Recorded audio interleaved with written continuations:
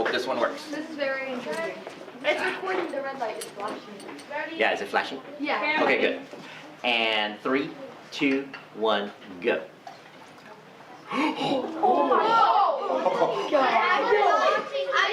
didn't get to click play. I think that was faster than 2 seconds. 1 second. Did you see that? No, Do it again, do it again. Do it again. Do it again. I didn't see. Oh, that was cool. Okay. So, luckily I have 2. Luckily I have 2. Okay, so this one, everything's the same except it has 10 milliliters less water. No, 10 milliliters more water, no sulfuric acid. Okay. So this one should go slower because it doesn't have the catalyst. Wait. The other one was 1.72. Oh yeah, that's almost 2 seconds. That's accurate. That's what it said it should happen. Okay. All right, so Oh, wait. you gotta look because you don't want to miss this one. I love the speed at which it happens. All right, make sure I'm in the camera. Okay, and 3, 2, 1, go. Bruh. That's not cool. Yeah. I kind of see. Oh. That was so cool. 6 seconds. 6.7. Oh, that's what it should have been. Oh, oh my goodness.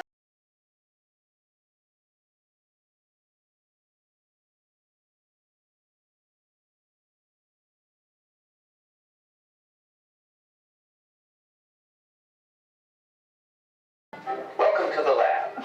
Let's run through a few quick rules before the science gets spicy. Hey fam, food or drinks are never allowed in the science lab. Except for peas, of course. I wrote algorithms that would make TikTok jealous. Stay focused and follow all directions in the lab. Never smell chemicals directly. Waft it like a bougie espresso. Your eyeballs are limited editions. I'm scared. Always wear safety glasses or goggles when required in the lab. No horseplay in the lab. Graviteel's already wild enough. Chills keep the vibes good for everyone. Know where the safety gears hide. Emergencies don't come with Google Maps. Wandering around in the lab is how natural selection fills out its roster. Stay in your assigned area on lab days. Put the phone away. This isn't selfie time. The only thing trending here should be your focus. Leaving your hair down in the lab is a one-way ticket to crispy ends. Secure the strands, class. This isn't a shampoo commercial. Staying safe in the science lab is all of our responsibilities. When in doubt, ask a teacher for help. Now get to experimenting. Because something that looks like water is probably not just water.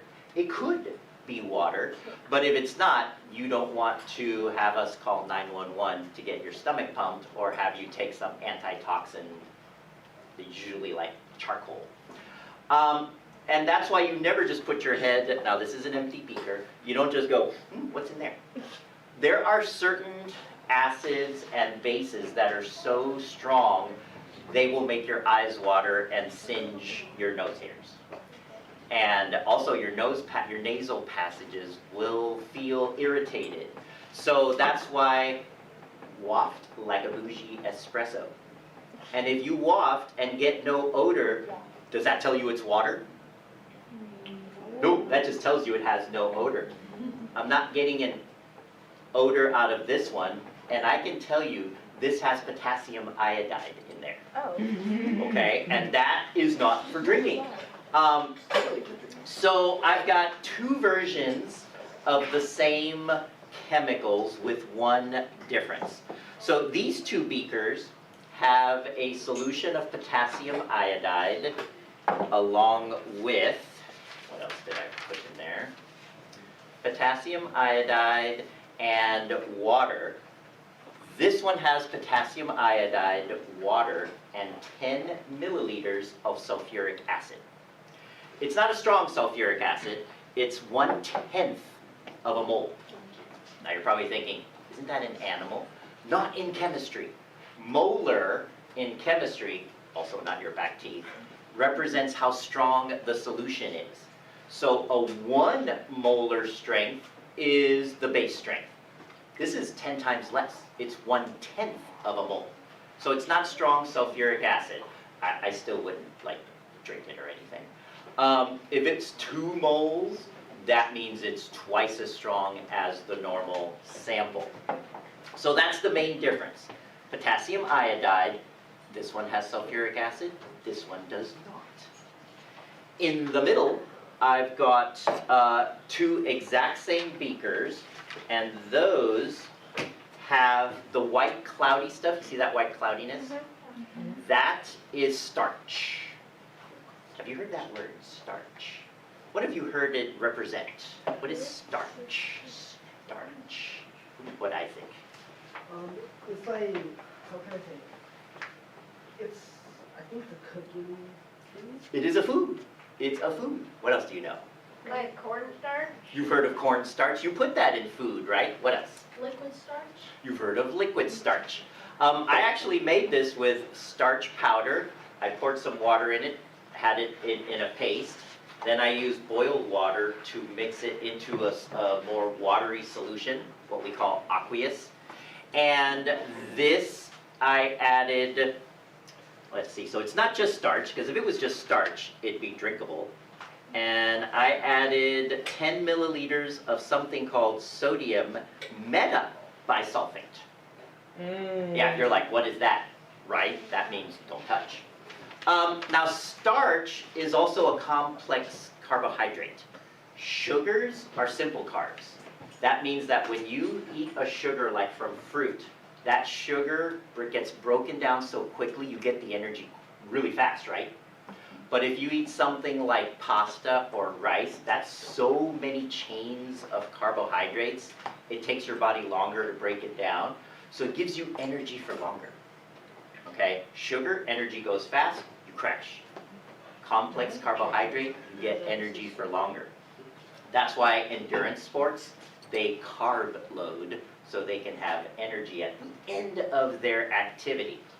So a starch is, in fact, just food. But just plain starch, it's not very tasty.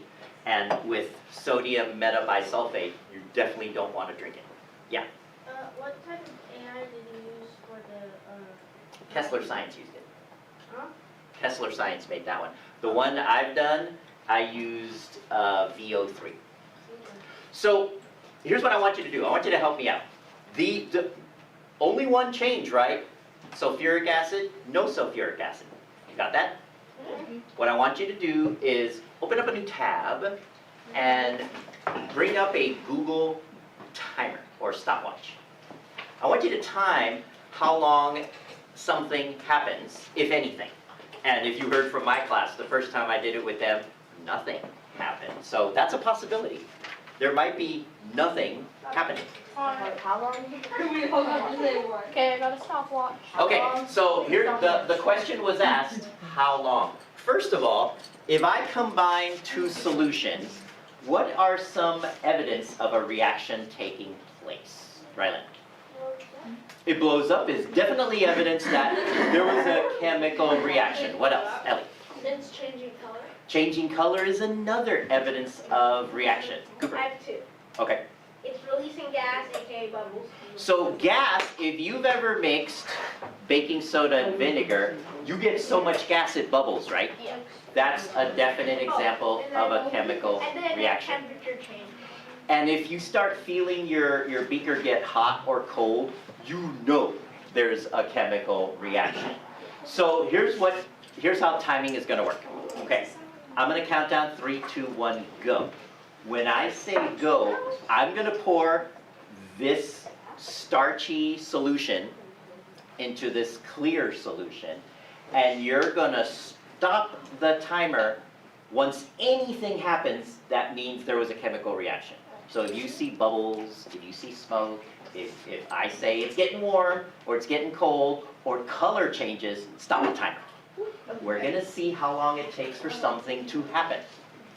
And last class, when it went over 20 seconds, I was like, oops, I messed up, it didn't work. So it's gonna be less than 20 seconds. If nothing happens after 10 or 20 seconds, I'll have to start over. Okay? I want to put it where the camera can grab it. You see this? All right, so remember 3, 2, 1, go, and then you push. All right? 3, 2, 1, go, and then look up here. Keep your eye on that. See if anything happens. Oh. Yo. What Did the you see heck? that? So, moral of this story, do not look away. Have your finger on the trackpad, but have your eyeballs on this. So, how long did it take? 4.9. I got 4.6. Whoa, 4.6. I got 5. Okay, 5. I got around 5. Around 5. That's because it's not this late. 3. Whoa. I got 4.8. Okay, 4.8. 5.1. I got 4.08. Dora? Rylan? I got 5.6. Okay, that's pretty fast. This was supposed to take about 6 seconds, so it seemed like it beat that. All right, so was there a chemical reaction? Yeah.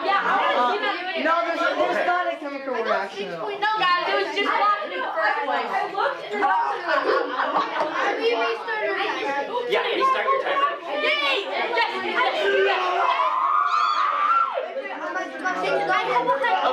Okay. Do not take your eyes off this. I promise. Because it happens fast. Move your head. Okay. I think it's gonna be Please. Okay, here's my question. You're in the way. So, the difference is, this one has sulfuric acid. Is it gonna make the reaction faster or slower? Raise your hands if you think it'll happen faster. Raise your hands if you think it'll happen slower. Okay, so we'll see who's right.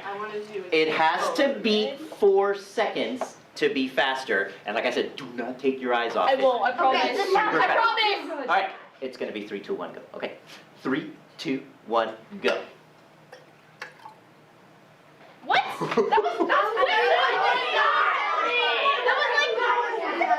was like 2.7. 2, 2.77, 2. Oh, you guys were both really close. I got 1.61. Whoa, you got less than 2 seconds, Rylan. 2.87. Whoa. 2.93. 288. Remember?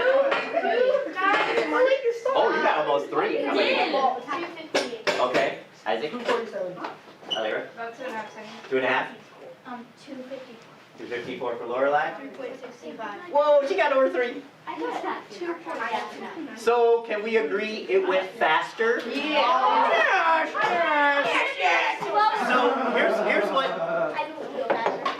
here's what happened, and this is why this is more high school chemistry. By the way, scientist Einstein did mention there are 2 ways to protect your eyes in a lab. One way is with glasses. Those of us who wear glasses for some experiments, that's all you need. If you're worried about stuff coming in through the side, they have glasses with side guards, or in that case, you would use goggles. But if you do not wear glasses, goggles is required when you're dealing with chemicals. Because if any of this would have splashed forward, my glasses would have caught it. But if I'm holding it or we're doing something sideways, glasses are not enough. So I just wanted to cover that safety part of this experiment. But check this out. This is where it gets crazy. So this is how we started. I mixed the sodium metabisulfide. So this is H2O, water. And the L stands for liquid, because it's not solid ice or gaseous vapor. This is Na, that's sodium. Now, S stands for sulfur, and O stands for oxygen. But when oxygen molecules bond with sulfur, remember they're sharing electrons, that's called a sulfate.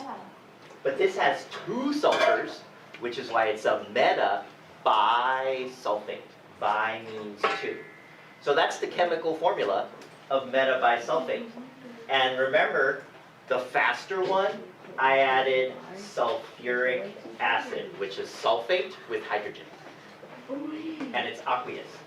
That separates the sodium into its own atoms by itself with a positive charge, okay? Now, when you add potassium iodate, which is what I had on the big beakers, that's where the color reaction happens.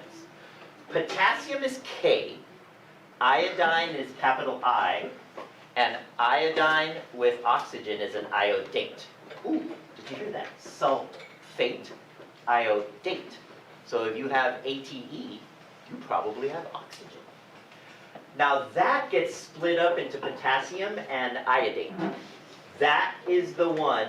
Iodate ions, they react with starch by turning deep dark blue. And that's why it turned blue. Almost twice as fast as no sulfuric acid. So there's a lot of science in this wonderful little demo.